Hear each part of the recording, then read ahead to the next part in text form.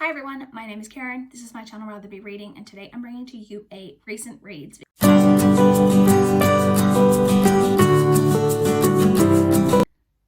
It has been a week since I last checked in for a recent reads video. If you saw last week's video, then you know that I had been sick, and I was still sick for the majority of this week. It has just generally been a crappish time. So still a slow reading week because I wasn't listening to audiobooks again, but I did finish 3 books. So let's talk about those. So the first book that I completed was Plain Bad Heroines by Emily M. Danforth. This is a book that I did receive in exchange for an honest review from NetGalley, and I didn't write down the publication date, but I have my laptop right here, so allow me to check. So the publication date listed on NetGalley is the 20th of October, so it is just come out if you're interested. So this is a dual timeline, so it's part of the story is set at a boarding school on Rhode Island in the, I think it's like 1902, it's the early 20th century, a boarding school for girls that is cursed potentially in some way. So we follow the events surrounding the curse of this boarding school in the early 20th century, like I said, but then we're also following a modern day storyline where we're following some characters who are involved in the making of a movie that is being made that is adapting a book that was written about these cursed events that happened back in the day. So this I quite enjoyed. I thought the balance of the 2 different timelines was done pretty well. So for example, say I was reading a section in the past, we would get to the end of that chapter and I'd be like, no, I don't want to go back to the modern day part because I'm really enjoying this. I want to know what's going to happen.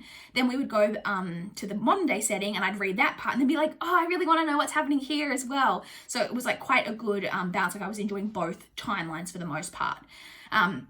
It had really good, like, creepy atmosphere going on in it, like a lot of like creepy, like just like unsettling things going on, nothing like over the top or overly obvious, but just enough to like leave you like questioning and unsettled and wonder what is really going on. This is also super queer.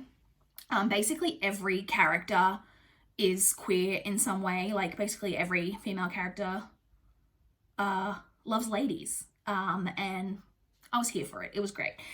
So in the end, I actually really quite enjoyed that, and I ended up giving it 4 stars. I then read Tiny Pretty Things by Sona Charapotra and Donielle Clayton. This is the first book in a duology. It is YA contemporary, following 3 different characters who are all attending the same like prestigious ballet academy. Does it have the name of it on here? It's like the American Ballet Academy or something. And we're basically just following the events that go on in this ballet school and how cutthroat it can be. It really does shine a light on, and I don't know how true to life this is. I think some of it is definitely steeped in reality, that the culture of striving for such perfection, which is really what ballet is really like a lot to do with, is striving to be like that perfect ballerina, puts a lot of pressure on the dancer in many different ways.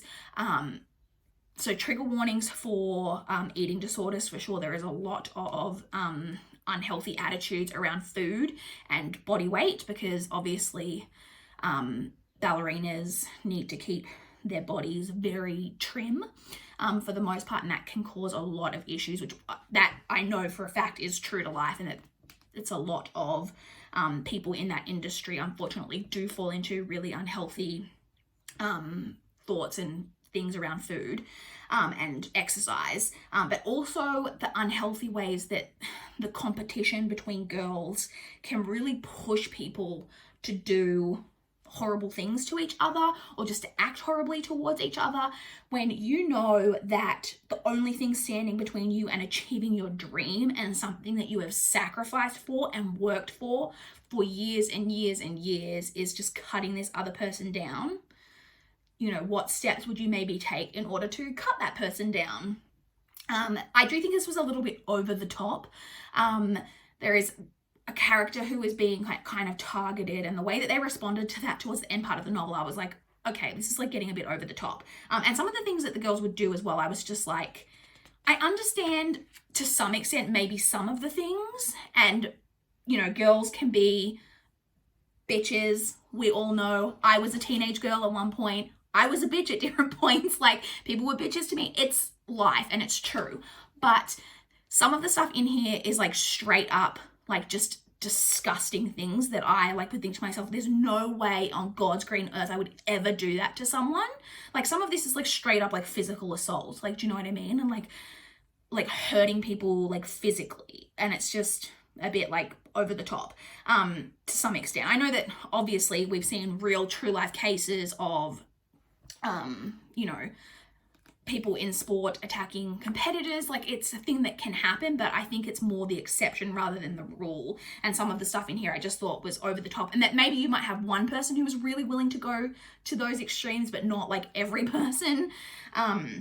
So in the end, like I said, this was like kind of just okay for me, and I ended up giving this 3 stars.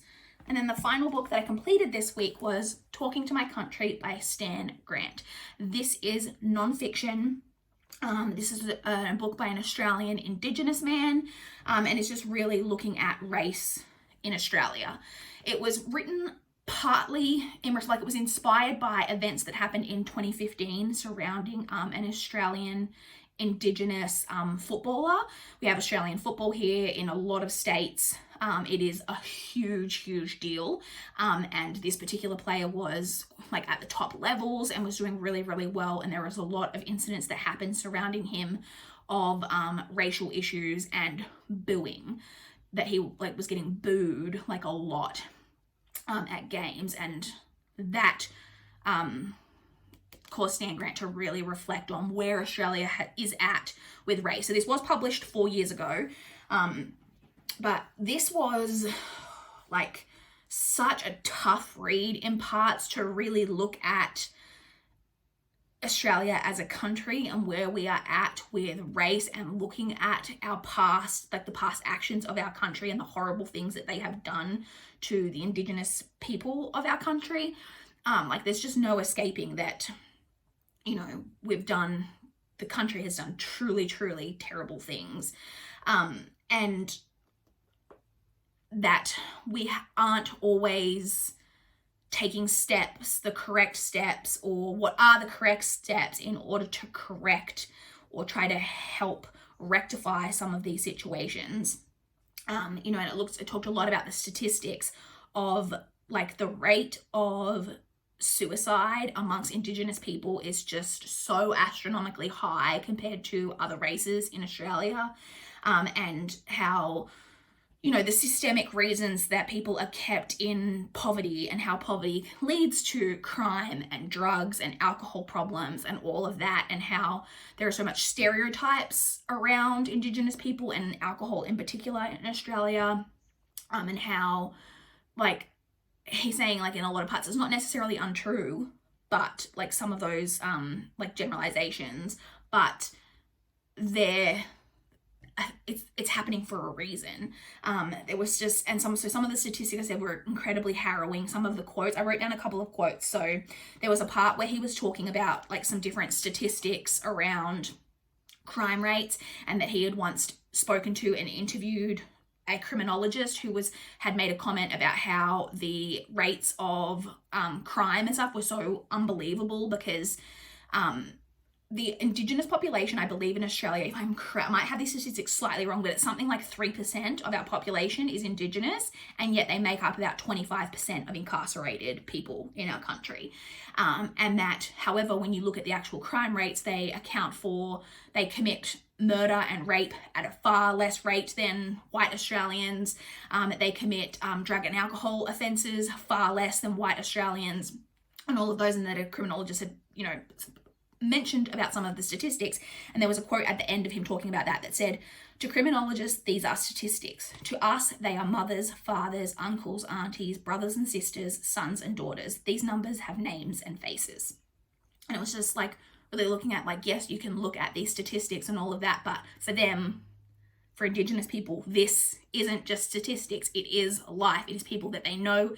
There is no Indigenous person who doesn't know or have family and everything that isn't affected by the systemic racism, and not just systemic, the just general racism that can exist within people.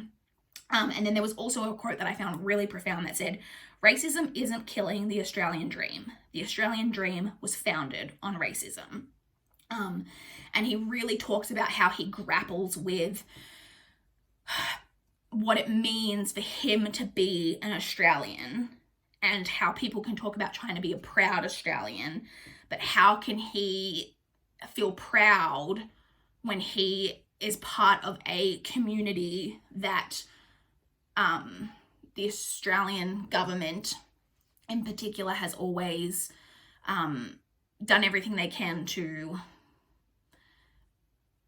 I don't want to say eradicate, but like, you know, in the past there have been horrible things done against Indigenous people. There were laws around being able to take their children from them, and there's a whole area in Australian history called the Stolen Generation, where the government literally went into Aboriginal communities, took Aboriginal children in an effort to eventually breed them with white people in order to eventually, the goal was to eradicate the Indigenous people, so that eventually, like through generations, if they kept populating with white people, the Indigenous community would be eradicated. It's just like that, and it's not a myth, like it's something that happened and not that long ago. And the way that we came in, took their country from them, used them for slave labor, and then have then, you know, continued to perpetuate crimes against them in so many different ways. And then how can he then like reconcile that in like a modern day setting with then being like proud of our country when he isn't necessarily proud of our country? And there's a lot in there about that. It was really, really interesting, really got me thinking. I know he wrote another book a couple of years after this one called Australia Day, that I will definitely be requesting when I can.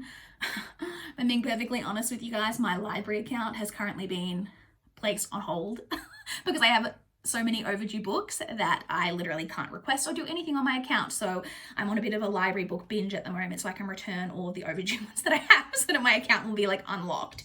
But as soon as my account's unlocked, I will be putting a hold on Australia Day, because I really want to read that one as well. So in the end, I gave this 4 stars. Very thought-provoking, and definitely worth checking out, particularly if you are an Australian person. So those are the 3 books that I read. To touch on what I'm currently reading very quickly, I am obviously still in the middle of The Golden Fool by Robin Hobb. Like I said, I wasn't listening to audiobooks this week, so I haven't made any progress with that. In terms of my non-audio book, current read, and I realize I always forget to bring in my current read. It's still in my bedroom. I'm currently reading Burkalicious by Becky Wicks. This is another one of the overdue library books that I have. This is another non-fiction. This one is about a woman who, what's the word? All of a sudden I'm having a mental blank about the word when you move to another country. Immigrated.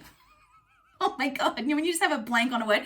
Immigrated from London to Dubai, took a job in Dubai, and about everything that happened over there, the glitz and glam lifestyle that can sometimes be led over there. I believe it's going to have a lot to do with the fact that she eventually becomes a mistress of a really wealthy Arab man. I don't know too much about it so far. I only just started it last night. I've only read about 30 or 40 pages. Honestly don't know how I'm feeling about it so far, but that is the one that I'm technically currently reading. So that's it. Hopefully a much better reading week, because we only have a week left really of, well, a week after today of October. My numbers are really down. I had a huge TBR for this month, and I've got through such a small portion of it. I have, like I said, so many overdue library books. I have so many NetGalley arcs.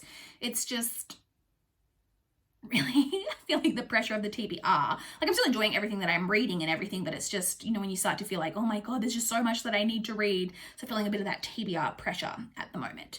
Anyway, I would love to chat with you guys in the comments down below if you've read any of these books, if you've got any thoughts on any of them, or if you want to talk about what you guys have been reading recently. I would love to know. Please like this video if you liked it. Please subscribe if you want to see more of my channel. That is all I have for this video today. Bye guys.